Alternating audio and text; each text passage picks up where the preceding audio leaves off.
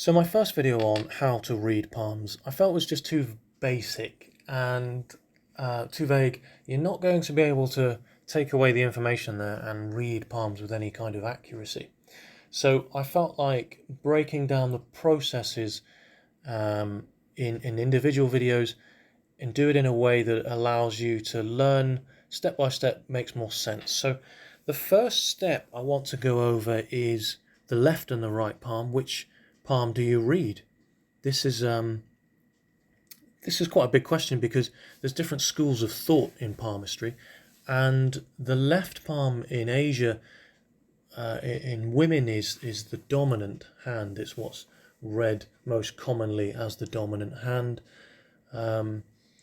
I tend to read the right hand as the dominant hand, unless the person is left-handed, unless their left hand is their dominant hand. That's just the way I do things. It works for me, and that's not to say that that's the correct way of doing things. But I do read both hands, and that's because the left and the right reveals very different information. So here we've got a left hand. Obviously it's not a real hand, it's just an example here, but I wanted to go over what the left hand reveals. So it's just a picture of a left hand. The left hand reveals our inner self. Essentially, it registers the events that affects us on a deep and personal level. The left hand is personal, and it's essentially, the left hand is what we've been given.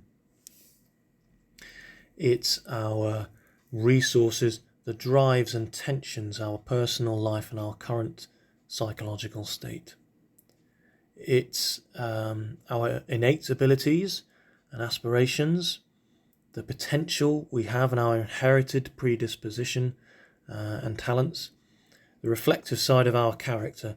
That's quite important. Our personal, private self and our inner psychology, the subconscious self, the deeper seated emotions and views of life and love based on our early experiences. So that's quite a big one as well. A lot of who we are is as a result of our inner experiences, our early experiences, and how that affects us. So that's the left hand.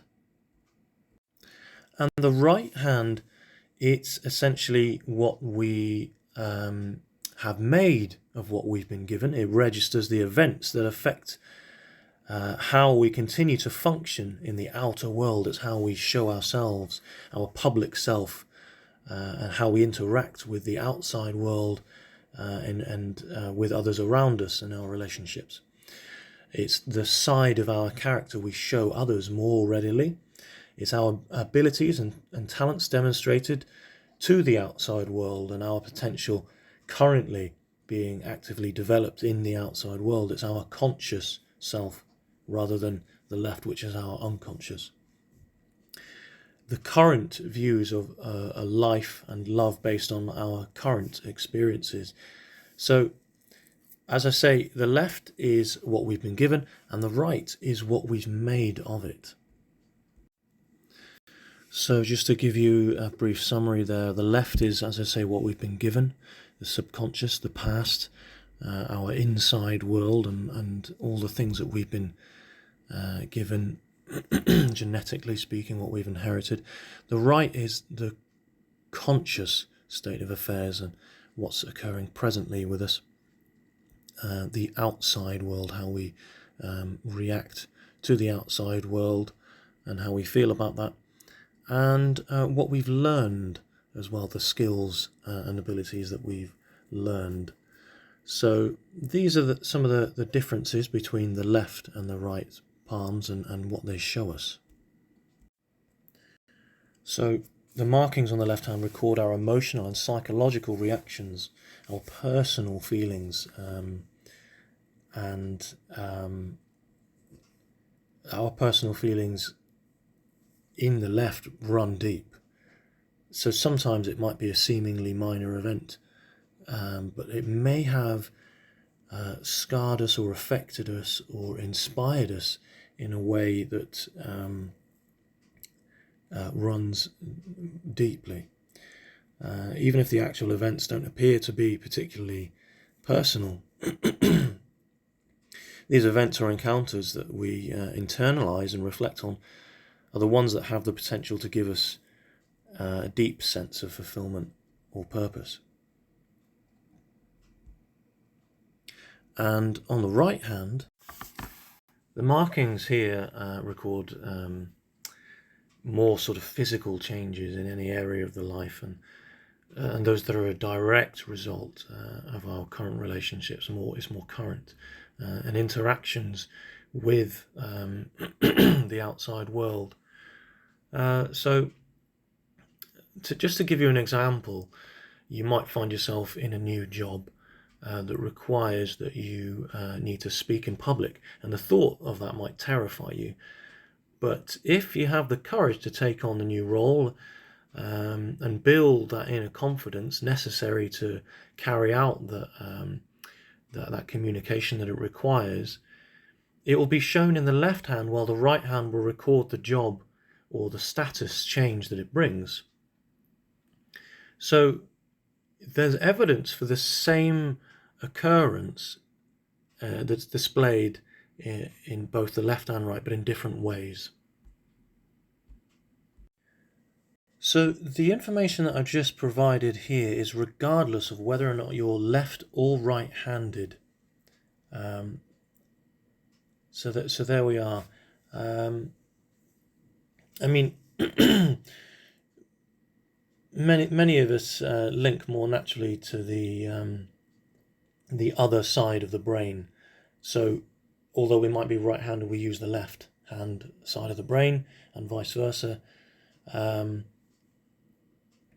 But while we should read each hand for different information, it's important to understand that we all have a ruling hand. And this is the one that reveals our dominant way of approaching and assessing life and its problems. It's the way we operate. And it's how we carry out these tasks in front of us. It correlates to our dominant brain hemisphere. So this may not be the hand with which we write. A lot of people think that the hand we write with is, our handedness. You don't necessarily. You're not necessarily right-handed if you write with your right hand. Many left-handers have learned to write with their right hand. It's often the hand that you naturally feel more comfortable holding a microphone or a sword, or if someone's throwing something at you, it's the hand you catch with. So to determine which is the dominant hand, there is a few ways in going about this. The left hand, let's just talk neurologically here, is the hand that's linked to intuition, emotion, memory, music, imagination, artistic ability, and creative urges. It's largely controlled by the right hemisphere of the brain, which works with our feelings and handles spatial awareness, interpretation as well. And as I say, it's creative, so it's metaphors as well. The right hand is linked to language, science, business, materialism. It's more sort of physical. It's calculation as well. It's analysis and logic and the rational. So, and this is quite a common. This is quite common knowledge, really. The right is linked to logical and rational. The left is linked to creative and imagination. So as I say, the right hand is largely linked, controlled by the left hemisphere of the brain, which controls speech and writing and sequences and processing and organisation of ideas and information in the brain. So there we go. I think that's probably enough for this video. This is just a video on the left and the right hand and the differences of the information in both. Next time we'll go over determining the ruling hand. Thanks for watching.